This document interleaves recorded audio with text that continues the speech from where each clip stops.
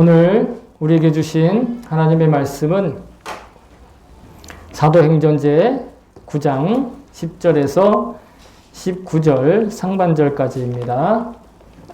사도행전 제 9장 10절에서 19절의 앞부분까지만 같이 우리 봉독하도록 하겠습니다. 우리 함께 읽도록 하겠습니다. 구절을 찾으신 분들은 성경을 들고 자리에서 일어서 주시기 바랍니다. 그러면 같이 우리 한 목소리로 받들어 읽겠습니다. 시작. 그런데 다마스쿠스에는 아나니아라는 제자가 있었다.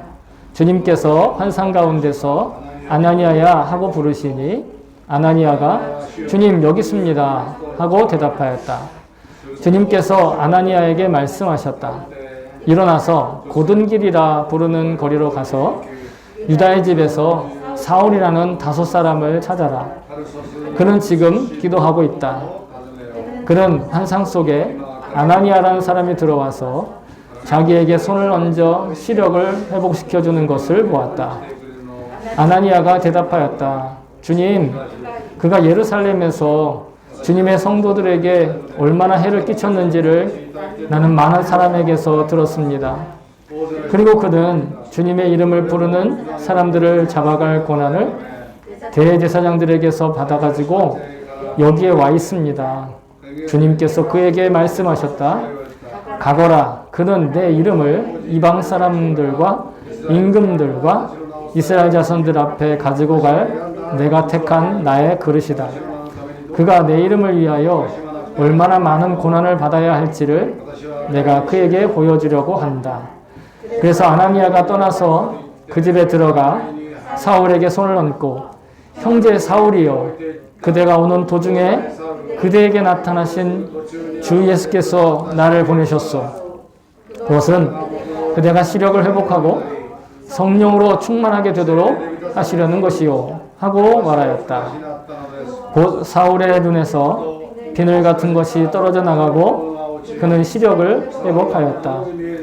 그리고 그는 일어나서 세례를 받고 음식을 먹고 힘을 얻었다. 아멘. 주님의 말씀입니다. 모두 자리에 앉아주시기 바랍니다. 설교를 위해서도 제가 잠깐 기도하도록 하겠습니다.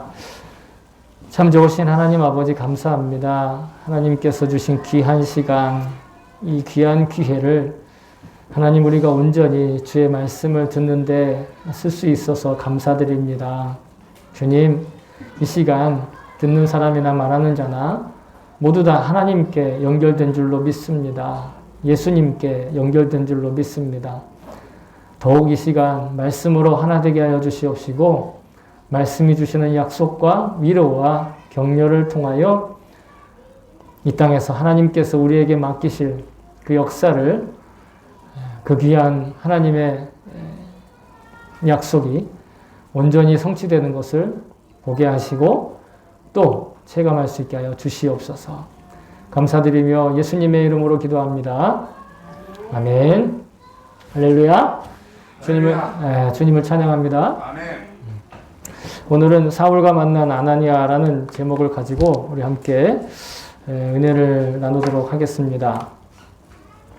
지난 시간에 우리가 사울이 예수님과 만나는 정말 놀라운 그런 경험이죠. 기적과 같은 그런 경험. 부활하신 예수님을 만난다라는 정말 놀라운 경험을 사울이 하게 됩니다. 그리고 그 사울을 선택하신 예수님은 또한 우리도 선택하여 성도가 되게 하셨다.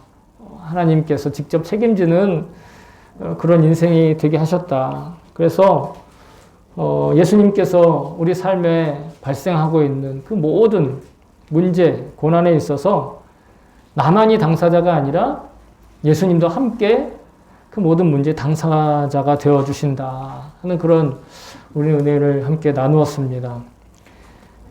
사울은 이렇게 하나님께서 자기가 지금까지 알고 있었던 이 저 높이 계시고 세상을 창조하신 그런 인간과는 전혀 차원이 다르신 그 하나님께서 인간의 삶에 함께 당사자가 되어주신다. 하나님을 믿는 하나님의 아들 예수를 믿는 사람들을 다 하나님의 자녀로 인정해 주신다 하는 그 말을 듣고 너무너무 충격을 받습니다. 그리고 예수님께서 너무 밝은 빛으로 나타나셔서 눈도 볼 수 없는 그런 형편에 놓이게 되죠. 제수르꾼? 아따마오 아게테 구다사이. 갑자기 시력을 잃은 이 사울은 혼자 스스로 움직일 수 없어서 일행의 도움을 받아서 다마스쿠스에 결국 들어가게 됩니다. 그리고 먹지도 마시지도 않고 기도하고 있었습니다. 그런데 지난 주일날 우리가 함께 읽었던 본문을 보면 그가 기도를 하고 있었는지는 알 수 없어요. 그 본문까지만 보면. 그러나 오늘 본문에 보면 그가 먹지도 않고 마시지도 않고 기도하고 있었다라는 걸 우리는 알 수 있습니다. 그런데 예수님께서 사울을 직접 만나셨잖아요. 부활하신 예수님께서 어떤 모습으로 나타나셨는지는 사울만 알겠지만 그는 그 빛을 보고 그 빛이 너무 강렬해서 눈을 뜰 수 없을 정도가 되었고 그래서 다른 사람의 도움 없이는 움직일 수 없는 마치 시각장애인처럼 그렇게 됐는데 그렇지만 그래도 놀라운 경험이잖아요. 놀라운 기적 아닙니까? 만약 우리 중에 누군가가 그렇게 했다면 난리가 날 겁니다. 그죠? 자랑을 하고 또 선전을 하고 야! 이 사람이 그 시각장애인이 됐는데 장애를 갖게 됐는데 이게 그냥 장애가 아니라 예수님을 봤다는 거. 예수님의 환상을 보고 이렇게 됐어. 막 사람들한테 선전하지 않겠어요? 그런데 오늘 본문은 이 부활하신 예수님을 직접 만난 사울, 그리고 이 사울에게 예수님 직접 말씀하셨지만 놀랍게도 그에게 더 이상 직접적으로 얘기하지 않으시고 이제는 다른 예수님의 제자들을 통해서 다른 예수님의 제자들인 그 예수님의 지체들을 통해서 그의 소명과 사명의 자리로 이끌고 계시다라는 거예요. 그리고 그 예수님의 손과 발의 역할을 하는 예수님의 제자 아나니아가 또 그 일을 직접 해야 할 일이었다라는 것입니다. 이 기적과 같이 놀라운 체험을 주셨지만 그 체험을 통해서 만난 주님은 어떻게 보면 매우 일상적인 그런 삶을 이어가는 데 있어서 마찬가지 주님의 몸인 제자들을 그 제자들과의 관계를 통해서 일을 해 나가신다라는 거예요. 몸에 있는 모든 지체들이 다 서로 연결돼서 그래서 이 한 몸을 각자의 지체들의 맡은 역할을 통해서 움직이는 것처럼 예수님의 몸인 우리 지체들도 그리스도인들도 서로에게 어떤 좋은 혹은 나쁜 영향을 주고받으면서 이 관계를 유지해 나아가야 한다라는 것입니다. 만약에 내가 예수님께로부터 어떤 환상을 보았고 예수님의 음성을 들었다고 해서 그래서 내가 마음대로 그 내가 받았다는 어떤 그런 놀라운 계시를 통해서 성도들과의 관계나 교회와의 관계가 등한시 된다라는 건 결국 영적으로 건강하지 않다라는 것입니다. 오늘 성경은 우리에게 그런 것을 가르쳐주고 있습니다. 왜냐하면 예수님이 사울에게 예수님이 사울에게 이렇게 만약에 말씀하셨다고 한다면 만약에 사울에게 예수님이 너 이제부터 내가 하는 말 잘 듣고 내가 하는 직통계시 잘 듣고 그렇게만 해. 이렇게 말씀하시지 않고 뭐라고 말씀하시냐면 네가 앞으로 해야 할 일을 가르쳐줄 누군가가 나타날 거야. 네가 앞으로 해야 할 일들을 가르쳐줄 누군가를 내가 보낼 거야 라고 말씀하셨다라는 거예요. 예수님이 친히 계속해서 사울에게 기적을 일으키실 수 있었지만 그와 처음 만날 때는 기적적인 만남으로 만나셨어도 그의 실제 삶과 소명과 사명에는 예수님의 또 다른 지체들과 함께 그 관계를 맺어가도록 하셨다라는 거예요. 그리고 나서 오늘 아나니아라는 사람이 등장을 합니다. 어떻게 보면 오늘의 본문은 사울이 주인공이 아니라 이 아나니아가 주인공입니다.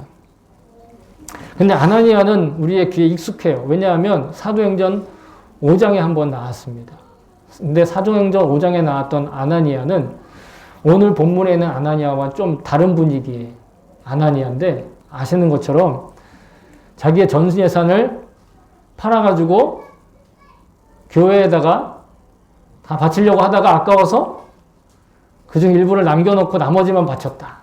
근데 인간적으로 보면 대단한 순종이었지만 베드로를 통해서 하나님이 말씀하신 것은 하나님께 온전하지 못한 믿음이었다라는 거예요. 그가 얼마나 많은 재산을 갖고 있었느냐가 중요한 게 아니라 얼마나 가진 많은 재산이 중요한 것보다는 온전한 마음으로 그 재산을 헌신하지 않았다. 그래서 사람을 속인 것이 아니라 누굴 속였다? 하나님을 속였다. 할 때 나왔던 그 삽비라의 남편인 아나니아가 있죠. 근데 오늘 이 다마스쿠스에 있는 동명인 아나니아는 정말 차원이 다른 아나니아였던 것 같아요. 오늘 이 다마스쿠스의 아나니아는 참으로 주님께 충실하고 충직한 제자였다라는 것을 감으로 느낄 수 있습니다. 왜냐하면 예수님이 이제 사람들이 두려워서 떨면서 만나지 못하는 사울이라고 하는 사람들을 만나도록, 그 사람을 만나도록 예수님께서 정말 믿을 만한 사람을 보내지 않았겠습니까? 정말 예수님께서 믿을 정도로, 신뢰할 정도의 사람의 그런 친밀함을 가지고 있었던 제자가 바로 아나니아였다라는 것입니다. 주님께서는 이렇게 주님과 친밀한 관계를 맺고 있는 사람들을 통해서 이 땅에 하나님의 역사를 이루어 가신 줄로 믿습니다. 물론 하나님께서 전혀 믿지 않는 사람들을 통해서도 역사하실 수 있어요. 예를 들면 구약의 고레스 왕이라든지, 그죠? 다른 어떤 이방의 왕들도 하나님은 그를 이용해서 역사하실 수 있지만 대체적으로 예수님은 주님과의 인격적인 관계, 이걸 특수한 관계라고 얘기하면 안 됩니다.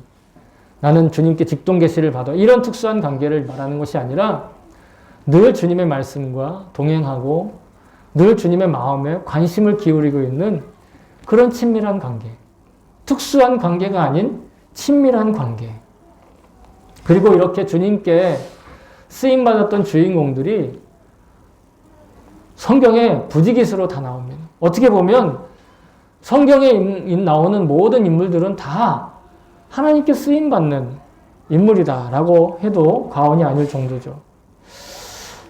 하나님께 쓰임받았던 사람들의 역사를 기록하고 있어요, 성경은. 다시 말하면 이렇게도 말할 수 있을 것 같습니다. 하나님께 쓰임을 받는 사람들의 역사가 곧 하나님의 역사다. 하나님의 역사에는 우리말로는 두 가지 뜻이 있는데 하나님의 일, 일본어로 하나님의 미화자라는 말이 있고 그의 역사, 우리가 흔히 쓰는 역사, 히스토리, 그 역사가 있는데 여기서 말하는 역사는 하나님의 일을 뜻하는 것이 아니라 하나님이 이끌어 가시는 역사를 뜻하는 거예요. 즉 하나님의 쓰시는 사람들의 역사가 하나님의 약속을 이루어 가시는 역사다. 이렇게 저는 부를 수 있다고 생각을 합니다. 따라서 우리가 성도인 우리가 주의 말씀에 순종한다라고 할 때는, 그리고 믿음이 좋다라고 분별할 때는 주의할 것이 있는데, 성도가 어떠한 도덕적으로 윤리적인 사람이 되는 것으로, 아니면 교양이 좀 특별한 사람이 되는 것으로, 주변에게 칭찬을 많이 받는 그런 인기 있는 사람이 되는 것, 그래서 이 땅에 어떤 생활을 유지하는데 좀 물질적으로 성공한 그런 자격을 갖추는 테스트 받는 것 정도로 오해해서는 안 된다라는 거예요. 성도가 된다라는 거, 순종을 잘한다라는 건 순종 잘했더니 이 정도로 훌륭해졌다가 아니라 그거가 자유로운 마음이 돼야 된다라는 것입니다.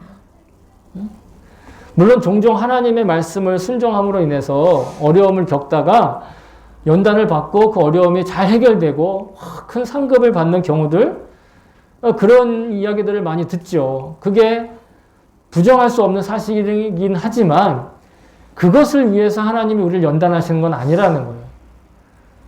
그 어떤 더 좋은 것을 주기 위해서 순종을 우리에게 하나님이 요구하시는 게 아니다라는 것입니다. 우리가 분별을 잘해야 됩니다. 사실은 성경은 하나님께 순종함으로 누리는 복에 대해서 어떤 인과응보의 관점이나 아니면 순종을 잘했더니 그것에 대한 보상으로 이런 형통함, 복을 받았다. 이렇게 얘기하지 않고 있다는 사실은. 말씀에 순종함으로 복을 누리고 혜택과 상급을 받는 건 너무도 당연한 일이긴 합니다. 사실은. 근데 그러나 본질은 잘 들으세요. 하나님의 계획에 동참할 수 있다는 그 자체가 우리에게 복이라는 거예요. 사울이 지금 사도가 되기 전에 사울이 다리에 힘이 풀려 주저앉아가지고 먹지도 못하고 마시지도 못하며 기도할 수밖에 없었던 이유는 뭐냐면 지금까지는 하나님께 순종 잘하고 하나님의 율법을 잘 지키면 복을 받는다는 것만 알고 있었어요. 사울은. 그런데 성경은 오히려 복과 상관없이 주어지는 복과 상관없이 이미 순종할 수 있는 그 자체가 놀라운 복이다라는 걸 사울이 그 빛 가운데서 예수님의 음성을 들으면서 깨우쳤던 거예요. 그 한마디. 네가 왜 나를 박해하느냐라고 하시는 그 음성. 그러니까 예수님께 순종하면 그냥 그가 예수님 그 몸의 한 일부가 되는 거예요. 사울은 지금까지 하나님께 순종하면 순종한 것에 대한 계급이 있어서 그거에 맞춰서 복을 받는다 이렇게 생각했어요. 그게 유대교의 기본이에요. 하나님께 순종 잘하면 하나님 율법을 잘 지키면 그러면 나가도 복을 받고 들어가도 복을 받고 물론 이게 틀린 말은 아니나 그게 전부가 아니라는 거예요. 사울은 거기서 뒤집어진 겁니다. 여러분 순종의 핵심은요. 미천한 인간인 우리가 영원하지 않은 인생을 갖는 그런 시간에 갇혀있는 우리가 영원하시고 영생하시는 그 하나님의 계획하심에 동참하는 것 그것이 순종의 핵심의 가치인 줄로 믿습니다. 물론 순종의 결과로 주어지는 혜택과 상급 분명히 그것은 순종하고 난 후에 더 나은 삶을 우리에게 주십니다. 근데 그 이유가 있어요. 왜냐하면 하나님의 성품이 그렇다는 거예요.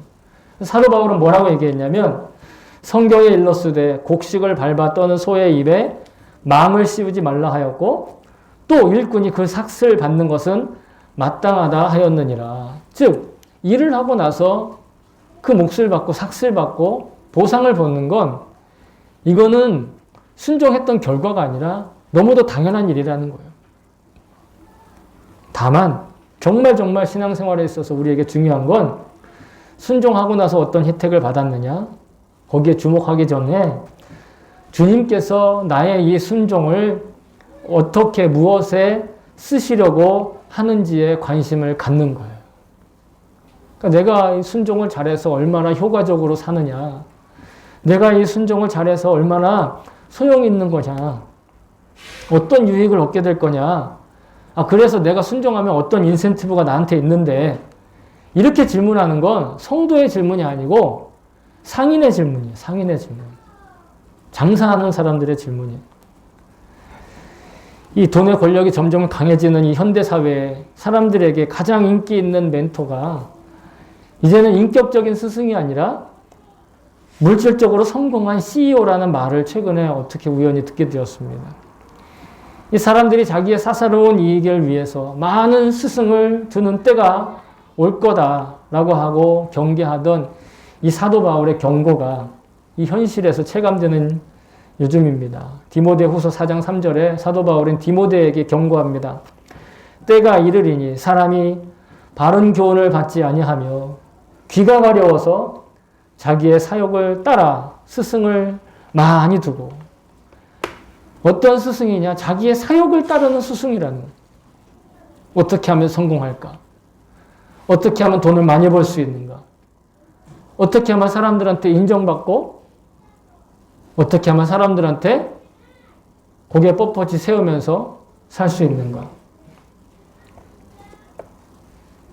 그러나 예수님께서는 예수님의 사람들이 순종하는 그 작은 몸짓, 그 그 초라한 몇 마디 말로 이 천하를 구원하시는 역사를 지금도 친히 이루어가고 계시는 걸 저는 믿습니다. 그러니까 우리가 여기서 신앙생활을 할 수 있는 거죠. 우리가 어떤 성과나 효과적으로 효과를 낼 수 있는가, 성과를 낼 수 있는가 여부가 아니라 어떠한 순종으로 나아갈 것이냐, 어떤 순종으로 하나님께 나아갈 것이냐의 여부가 그것이 진짜 우리에게 있어서 성공적인 삶이냐 아니냐를 구별하는 줄로 믿습니다. 여러분 다 마찬가지예요. 성공하기 바라시지요? 성공하기 바란다면 먼저 주님의 말씀에 진지하게 순종함으로 반응하시기를 바랍니다. 그리고 진정한 성공이란 성도로서 살면서 주님의 말씀에 순종하는 그 자체가 이미 우리에게 성공적인 삶인 걸로 믿습니다.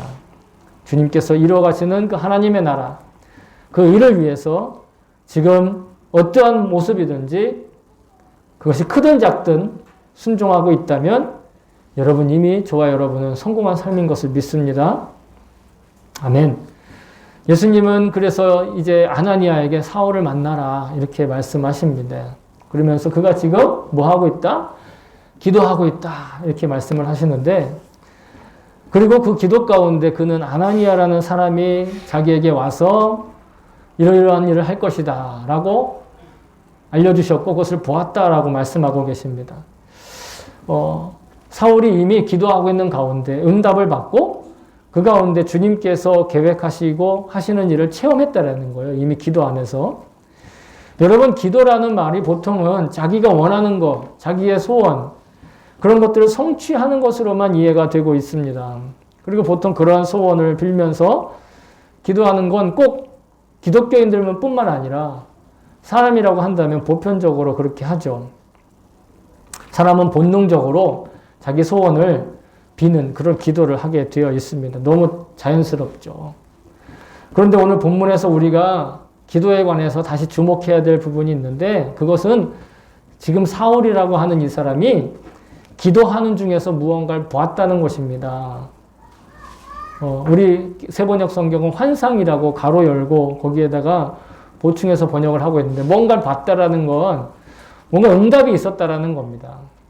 들었든 봤든 간에 자신의 소원이 성취되기만을 그냥 빌고 그저 그것에 대해서 막연한 기대를 하고 있었다는 것이 아니라 뭔가 분명한 응답이 있었다라는 것이에요. 기도를 하는데. 어떻게 보면 우리가 회복해야 될 기도의 차원이 바로 이 응답이 있는 기도예요. 듣는 기도고 보는 기도입니다. 듣는 기도, 보는 기도 이렇게 하니까 좀 어렵게 느껴질 것 같기도 하고 이 마치 뭔가 돌을 많이 쌓고 신앙의 수련을 많이 해야만 이루어질 수 있는 겨우 그냥 그런 경지로 느껴지시는 분들이 있을지 모르겠는데 우리가 정말 기도하고 있다면 들을 수도 있어요. 우리가 정말 기도하고 있다면 심지어 볼 수도 있어요. 그것이 꼭 귀신을 보거나 아니면 미래에 이렇게 데자뷰처럼 이렇게 봤다 이런 게 아니라 잘 새겨서 들으셔야 돼요. 분명히 우리에게 응답이 있다라는 것이에요. 기도는 단순히 그냥 선언하고 선포하고 말하고 그냥 결심하는 게 아니에요. 잘해야지 결심하는 게 아니에요. 이건 대화로서 말하고 듣는 과정이에요. 기도는 아마 많이 들어보셨을 거예요. 대화입니다. 누구와의 대화? 하나님과의 대화. 대화라는 게 뭡니까? 말하고 듣고 하는 걸 반복하는 거예요. 그러나 듣지 않고 말만 계속하면 뭡니까? 이건 그냥 일방적인 통보, 아니면 홍보, 아니면 자기 주장, 결단, 웅변하는 거. 그런 건 될 수 있을지 모르지만 대화는 아니라는 거예요. 기도도 마찬가지입니다. 자기의 바라는 바, 소원을 말하고 듣지 않는다면 그래서 반쪽짜리 기도가 되고 마는 것이죠. 그리고 기도의 응답이라는 것을 반드시 내가 기도한 것만 그대로 이루어지면 그것이 응답됐고 그렇지 않으면 응답이 안 됐다 이렇게 생각을 하지만 그것도 오해입니다. 실은 기도한 것 그대로 성취하지 않는 것도 응답 중에 하나입니다. 기도가 대화이기 때문에. 또 이런 경우도 있죠. 지금은 응답되지 않았지만 반드시 언젠가는 응답되는, 내일 혹은 일주일 뒤에 아니면 심지어는 10년 뒤에 그렇게 성취되는 거, 그것도 응답이죠. 그래서 기도에는 세 가지 응답이 있다라고 여러분 알고 계시잖아요. 예스와 노와 그리고 기다려 하는 기도가 있죠. 응답이 있죠. 그렇기 때문에 우리는 기도했다면 반드시 기도 막 하고 이제 예수님 이름으로 기도했습니다. 아멘. 그리고 끝날 게 아니라 예수님 이름으로 기도합니다 하기 전에 침묵하고 듣는 시간을 가져야 된다는 거예요. 침묵하고 듣는 시간. 물론 공예배 가운데 그렇게 하면 시간이 걸리니까 제가 말씀드린 이 기도는 개인 기도를 얘기하는 거예요. 개인 기도를 할 때 꼭 침묵하고 듣는 기도를 반드시 해야 되는 것입니다. 예스와 노와 기다려라는 큰 구별을 잘 할 수가 있겠죠. 그런데 기다리라는 기도가 사실은 많이 헷갈릴 경우가 있어요. 그래서 저의 경험으로 볼 땐 기다려라고 하는 기도는, 기다려라고 하는 응답은 지금 당장 이루어지지 않았는데 여전히 기도의 마음이 꺼지지 않는 경우가 기다려라고 하는 응답이에요. 대표적인 예가 저희 어머니를 위해서, 저희 어머니의 구원을 위해서 기도했을 때가 그때였어요. 기도를 아무리 해도 저희 어머니가 교회 갈 생각, 기미도 안 보이고, 기도를 아무리 해도 저희 어머니의 불평하는 입이 멈춰지질 않고, 기도를 아무리 해도 여전히 우리 어머니는 변화되지 않는 것처럼 느껴지는 그런 시간이 있었는데, 놀랍게도 계속해서 기도가 멈춰지지 않게 해주셨다라는 그 경험은 제가 기도를 잘했다는 게 아니라 그 경험을 통해 여러분들에게도 정보를 알려드리는 거예요. 기다리라는 기도는 응답되진 않았지만 기도가 포기되지 않는 것, 계속 기도하게 하시는 것, 그게 10년이 될 수도 있고 20년이 될 수도 있고 심지어 대를 이어서 100년이 될 수도 있어요. 그러나 하나님은 여러분 잘 아시다시피 요셉에게 약속하신 이스라엘의 탈출을 400년 동안 기다리게 하신 분이기도 하죠. 그렇기 때문에 우리는 언제나 주님의 응답을 늘 듣는 그런 기도를 해야 될 줄로 믿습니다. 그래서 이렇게 기도의 응답을 들어야 되는 이유가 뭐냐면 이 기도의 응답을 통해서 우리는 자신의 욕구나 욕망이 아니라 하나님의 뜻을 조금씩 많이 그리고 분명하게 감각하게 되는 것이에요. 하나님이 바로 예스 하시는 경우, 하나님이 노라고 말씀하시는 경우, 하나님이 기다려라고 하시는 말씀하시는 경우를 통해서 우리는 하나님이 이 땅에 품으신 소망을 알게 되는 거예요. 우리는 하나님이 이 땅에 가지고 계시는 계획을 알게 되는, 조금씩 조금씩. 나의 소원을 위해서 기도했는데 그 기답이 응답됐다면 그 소원을 통해 하나님은 하나님이 하시고자 하는 일들에 대한 그 감각이 또한 훈련되는 거야. 아, 하나님 이런 걸 원하시는구나. 아, 하나님 내가 내 잘못을 속히 회개하는 걸 원하시는구나. 아, 하나님은 내가 이렇게 하나님께 순종해서 힘을 달라고 할 때 정말 힘이 되는 사람들과 힘이 되는 그런 일들을 허락하시는구나. 응답을 통해서 알게 되는 거예요. 그렇게 우리는 하나님을 더 알아가게 되는 거예요. 하나님을 알아가게 되는 1차적인 방법은 말씀을 읽는 것이지만 또한 기도를 통해서 그 말씀에 고백되어진 하나님을 우리가 우리의 현실에서 인격적으로 더 알아가는 거예요. 친밀하게 더 알아가는 것이죠. 그래서 우리가 기도다운 기도를 할 때 반드시 잊지 말아야 될 것이 뭐냐면 하나님의 뜻을 알아가는 것이다 라는 마음이에요. 기도를 할 때 기도가 왜 이루어지느냐, 이루어지지 않느냐의 관점보다 먼저 중요한 것이 이 기도를 통해 하나님은 어떻게 응답하실까? 그 하나님의 뜻을 알아야 어떻게 하죠? 아나니아처럼 우리가 순종해서 쓰임을 받을 수 있는 거예요. 하나님께 쓰임 받는데 하나님의 뜻을 모르고 어떻게 하나님께 쓰임 받을 수 있겠어요? 어떻게 순종할 수 있겠어요? 아주 비근한 예로 어린 아기, 우리 제이미 같은 어린 아기는요, 엄마 아빠 말을 듣고 그리고 그 말을 따라하고 또 그 말을 항상 들으면서 언어를 배우는 거예요. 우리 아기가 엄마가 밥 먹자 그러면 주저앉아요. 엄마가 너 갑자기 이상한 우리 아기가 좀 잘못된 저지를 하고 있다가 엄마가 이름을 딱 부르면 번뜩 알고 손을 딱 멈춰요. 우리 제이미가 똑똑해서 그런 게 아니라 하나님이 가르쳐 주시는 거예요. 아기조차도 엄마 아빠 말을 계속 듣고 또 듣고 또 듣고 들으면서 그 말을 이해하게 되고 결국 그 말을 하게 되고 심지어는 자기의 원하는 말을 통해서 엄마 아빠의 마음을 알게 되는 거예요.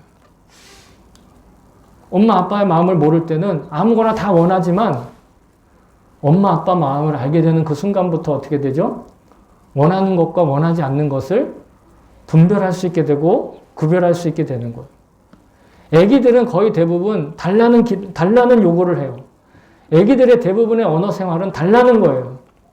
원하는 것을 구하는 거죠.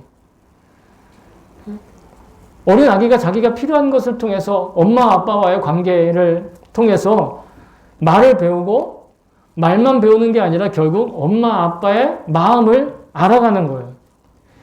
여러분, 이것은 이것은 하나님께서 우리에게 허락하신 저는 비밀이라고 생각해요. 우리가 하나님을 알아가는 것도 마찬가지예요. 하나님이 왜 나한테 처음에 기도할 때는 잘 들어주시다가 지금은 왜 이럴까? 이거는 하나님이 지금 무언가를 우리에게 말씀하시고자 한다는 뜻이에요. 하나님이 우리에게 가르쳐주고 싶으신 게 있다라는 거예요.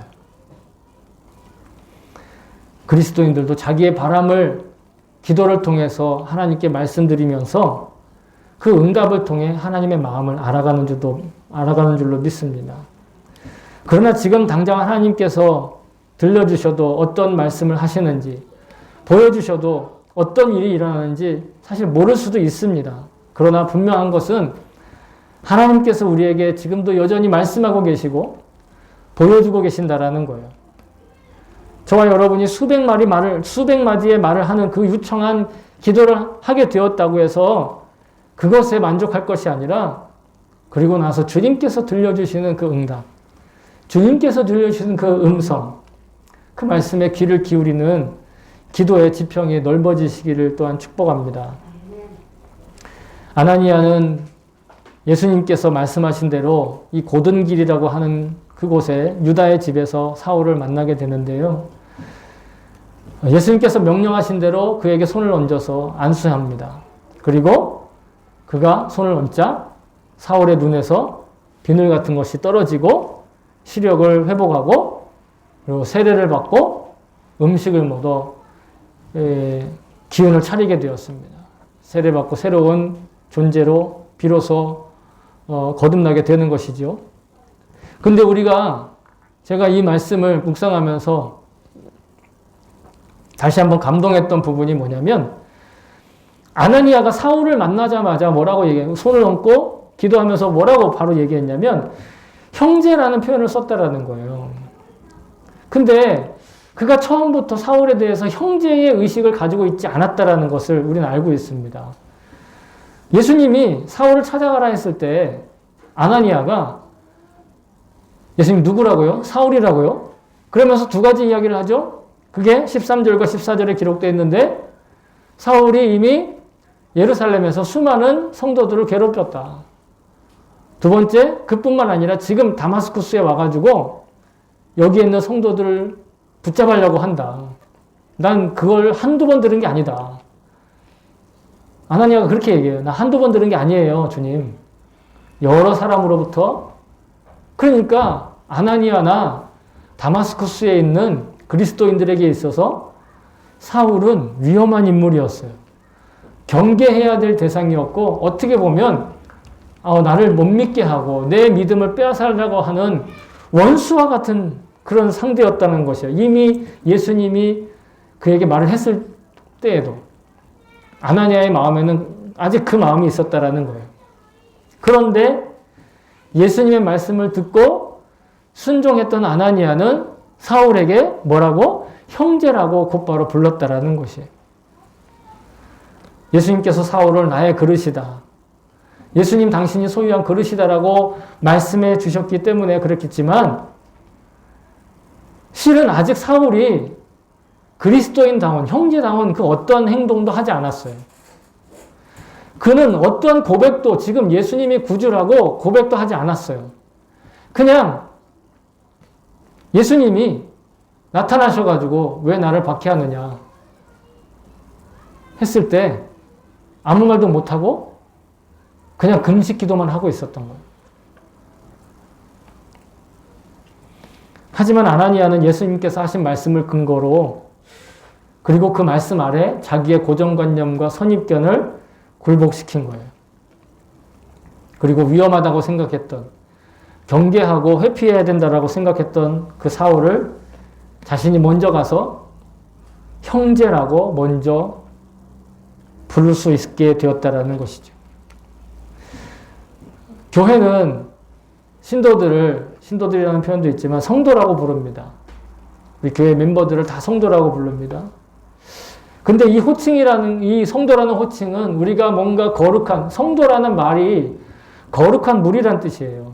거룩한 성자를 써서. 근데 자기 자신을 봐도 성스럽고 대단한 믿음의 자격을 갖춘 그런 사람으로 여겨지죠? 그렇게 여겨지지 않을 거예요. 그냥 성도라는 말을 그냥 부르니까 그냥 성도인가 보다 이렇게 생각하지 진짜 그 말 뜻이 뭔지를 알면 황송해서 정말로 자기가 어떤 그런 호칭으로 불릴까.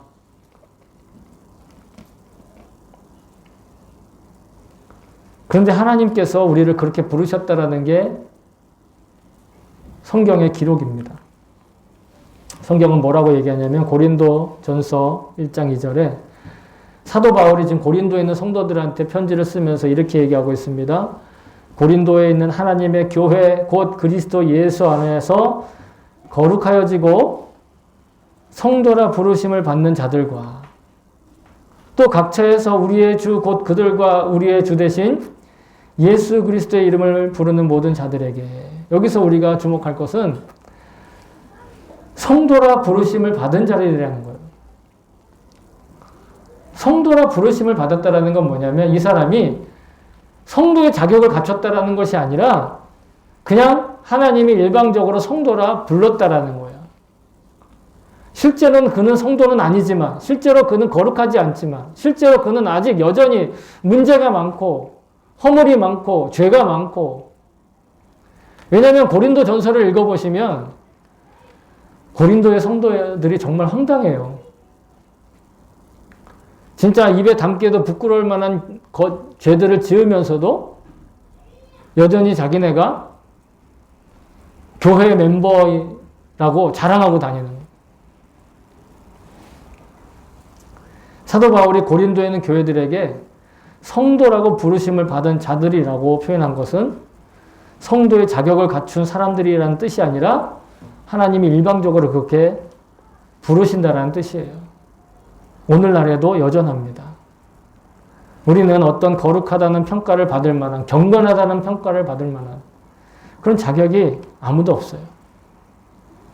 그저 하나님께서 성도라고 거룩한 물이라고 그냥 이름 붙여주셨기 때문에 우리가 서로 그렇게 부를 수 있는 것이죠. 어떤 목사님이 크리스천들에 대해서 성도라고 부르기 민망한 일들이 너무 많아서 우리가 서로 성도라는 말을 할 수가 없다. 그냥 차라리 교우라고 부르자. 교인들이라고 부르지. 어떻게 그 하는 행동들을 보면, 말들을 보면, 행실을 보면 어떻게 성도라고 할 수 있을까? 그렇게 말하는 것을 들은 적이 있고 저도 또한 한편으로는 그렇게 생각했던 적이 있었습니다. 그런데 이 말씀을 준비하면서 이런 마음이 들었어요. 만약에 성도가 되는 일이 어떤 자격이나 조건을 채워야 되는 것이라면 우리 가운데 성도라는 말을 들을 수 있는 사람이 과연 얼마나 되겠어요? 아무리 훌륭하다는 그런 종교인들도, 아무리 훌륭하다는 그런 목사님들도 마찬가지죠. 만약 우리가 우리의 믿음이 어떤 시험을 통과하고 그리고 우리가 받는 어떤 양육을 통해서 그 양육 끝에 시험을 보고 성적을 통해 인정받는 것이다. 그래서 우리가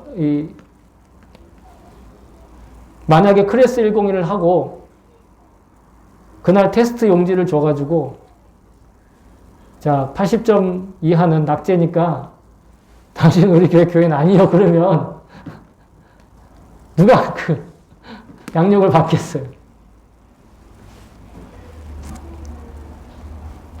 그런데 놀랍게도 주님이 우리를 당신의 형제라고 부르시는 것을 부끄러워하지 않으셨다라는 그런 말씀이 있는 것이 여러분 우리에게 희망이 되는 줄로 믿습니다. 히브리서 2장 11절에 보시면 거룩하게 하시는 이와 거룩하게 함을 입은 자들이 다 한 군안에서 난지라. 그러므로 형제라 부르시기를 부끄러워하지 아니하시고. 거룩하게 하시는 이는 누구죠? 예수님이에요.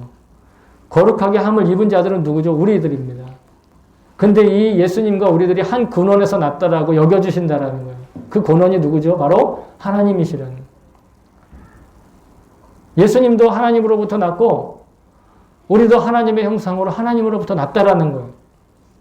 그래서 예수님이 우리를 형제라 부르는 것을 부끄러워하지도 않고 껄끄러워하지도 않고 부인하지도 않으셨다라는 거예요. 그러니까 우리가 서로를 성도라고 부른다라는 거예요.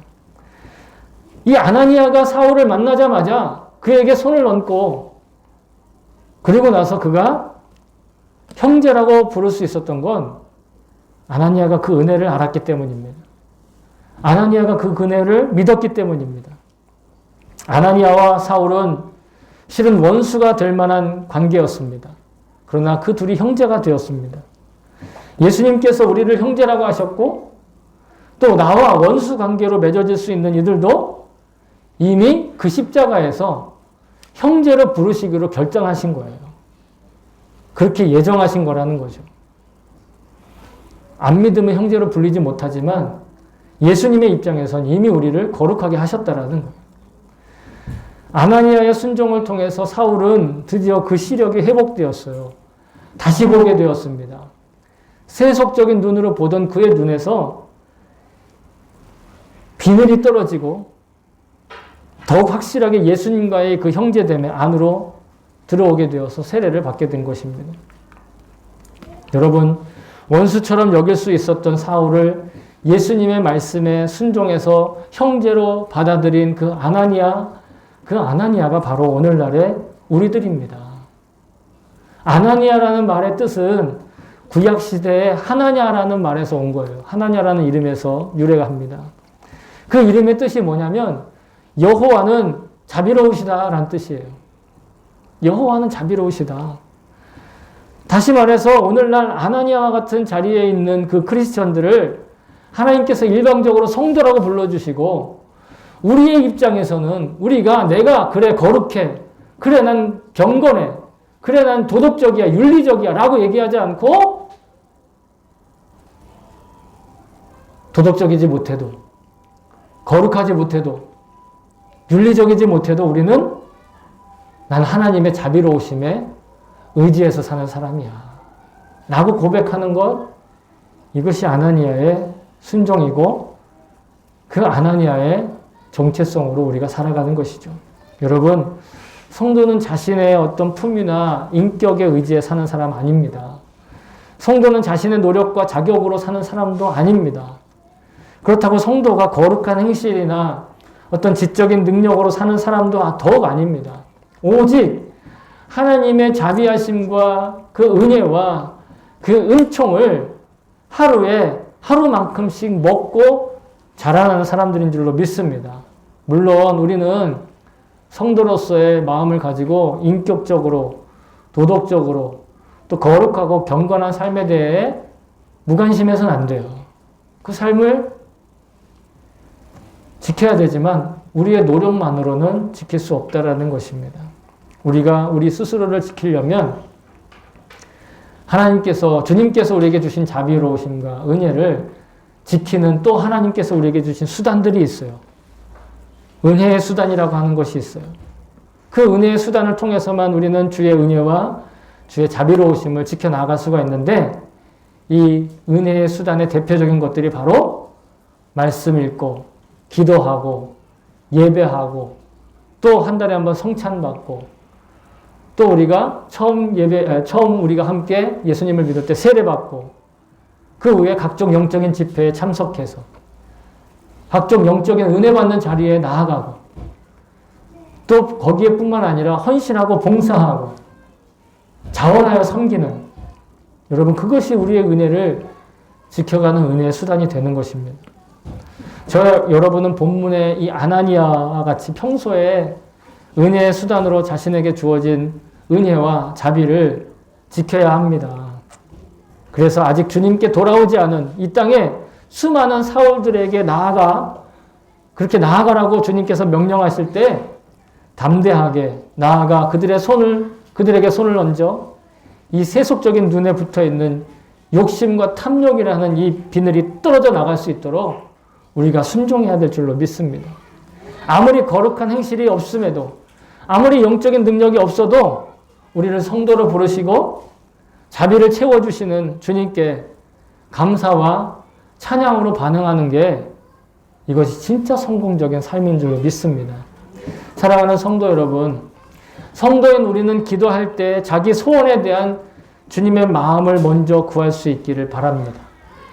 기도할 때 아버지 뜻에 합당한 은혜를 먼저 구할 수 있기를 바랍니다. 그러면 자기가 원하는 것보다 더 완벽한 응답을 주시는, 예비하신 그 하나님이 우리의 아버지이심을 저는 믿습니다. 그리고 그 응답에 따라 주님께서 보여주시고 들려주시는 것이 있다면 여러분 꼭 순종하시기 바랍니다. 그 순종으로 우리도 아나니아가 되는 것입니다. 그가 사울의 눈에서 비늘이 떨어져 나갈 수 있도록 도와줬듯이 여러분 이 세상 가운데 아직도 탐욕과 죄악의 비늘이 눈에 엉겨붙어 영적인 어두움에 씨름하고 있는 이 광야의 영혼들에게 새 빛을 선물할 수 있음을 소망합니다. 성도를 불러주시는 주님의 자비로우심, 이것이 더욱 또렷해지고 뚜렷하게 실감나게 체감할 수 있는 일상 되시기를 소망합니다. 근데 무엇보다 나에게 언제나 응답하시는 주님을 바라보며 일상의 방향과 언행을 선택할 수 있는 그런 지혜로운 저와 여러분 될 수 있기를 또한 주님의 이름으로 축복합니다.